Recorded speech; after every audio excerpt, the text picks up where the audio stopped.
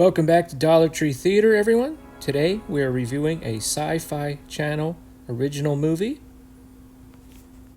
Chupacabra vs. The Alamo. Yes, I said that right. 88 minutes. This was made in about 2012. It stars Erik Estrada. Okay, who didn't love Chips back in the day? I did. He looks pretty good in this. He's in 2012 at least, he was in decent shape. This is a Sci-Fi Channel movie, the epitome of like a Sci-Fi Channel film. If you're thinking of a creature feature on the Sci-Fi Channel, boom, there you go. We'll run through it real quick. I kind of got a kick out of it. It's basically, you find in the beginning some drug cartel members are smuggling some drugs and something attacks them and they get caught up, and then you have the DEA agent who is a widower and who has a poor relationship with his kids, especially his son, who's like a criminal pretty much. He goes to investigate, and guess what he gets? He gets a new partner the first day, or the first day of the investigation. And he's a little rude to her, and they get the rest of the police force involved, and they start to determine that the wounds were made by some strange animal, and the chief is saying, it was just coyotes and everything, all this stuff. And eventually they go on, the chupacabras come out, hundreds of them, and they're going on like a killing rampage. Now let me stop right there. Here's the thing. They could have been coyotes. They were about coyote size. Some of them were smaller. And I'm actually into cryptid animals. It happened to be a fascination of mine. A lot of people think that a lot of the sightings are like coyotes or other animals that have gotten mange. They get their skin, their hair falls out, and they become very sick looking. At any rate, that's what they look like.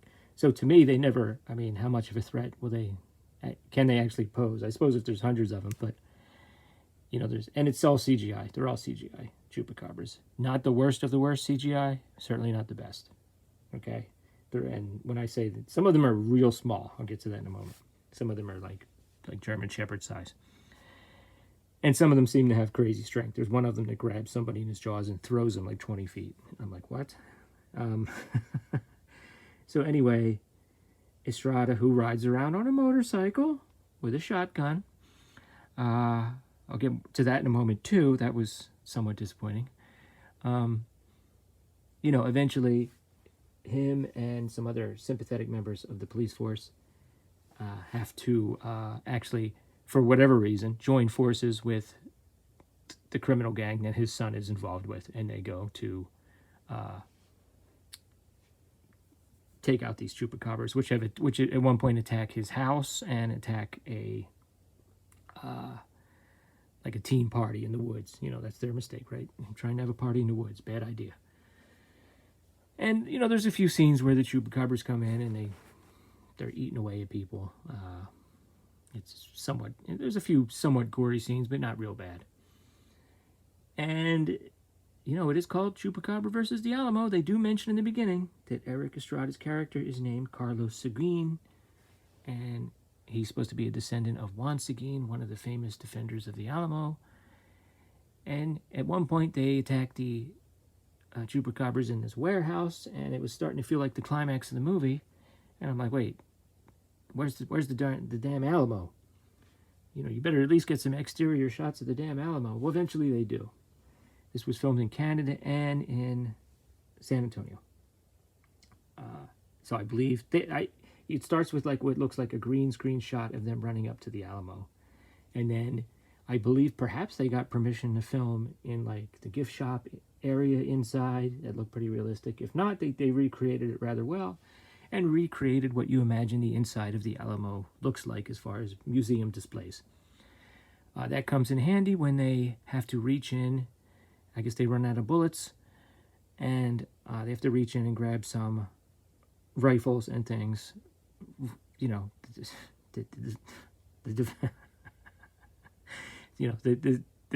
old rifles that the defenders of the Alamo used, and apparently they're all loaded while they're in the cases because they just start firing away. And I think they also have some grenades. I'm not sure where they came from. I forget. Really doesn't matter. But eventually, you know, some of the heroes or the heroic people, because remember some of them are gang members, they go down and get their throats ripped out. And you know, how do you think it ends? I mean, I don't know. It's just at the end, it's a big happy ending, and most of the good people survive. Whatever. You know, this is just a goofy, fun movie. I have to say, it's not nearly as good as the Jersey Devil movie that I reviewed with Lou Diamond Phillips, Carney, which I don't have here. I would put that case, show you that case, but I don't have it here. That had better special effects, more gore, better acting. You know, Lou Diamond Phillips was very seasoned in that. He did a good job. It seemed like the Sci-Fi Channel put in some more effort on that one. This is more like, kind of like what you would expect. Now, as far as the CGI goes, you know, like I said, the Chupacabras were not great. They don't do a lot. You see them come at somebody, and then all of a sudden they have their throats ripped out. There's a couple times where they're like, you know, grabbing onto a limb of somebody, and it looks kind of funny. Now, I mentioned the different sizes. When his daughter and her friend are in their house and the Chupacabras come in, I think, what does she get? Does she get a knife? I think she gets an electric knife. One of the girls takes out an electric knife, and a Chupacabra jumps in the air, and she impales it with this electric knife. So this one is like as small as like a kitty cat. And I'm like, wow, these are pretty small. And then I see they're in the kitchen. Okay, and the Night Watch Zone just had a watch party for Gremlins a while ago. So I'm like, wait a minute. Are you going to tell me that she's going to put one in the microwave? Yep, that's exactly what happened. Not nearly as effective or gory as in Gremlins, but, you know, I was like, all right, I guess they're trying to do something. Then the other thing is, yes, Erik Estrada was riding around on his motorcycle, but they use a green screen for a lot of it. Clearly he was on it for some of the scenes. He would come up, you know, come down the road and roll up to a stop, but there were also other times where he wasn't. He was clearly just green screen. Also, come on, it's Erik Estrada, man. God. Estrada. Well, but he had some funny lines. It was okay.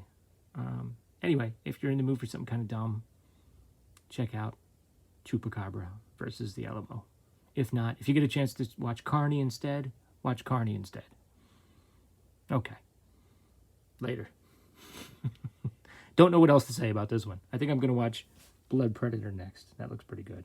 That looks like it could be entertaining, at least. I don't know about pretty good.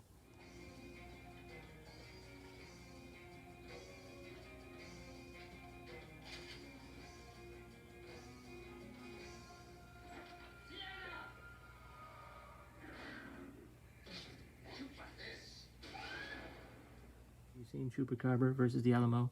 Have you ever seen a Chupacabra in the wild? Let me know. Until next time, remember Dollar Tree Theater is brought to you by Hobbs Horror, and I'll catch you next time.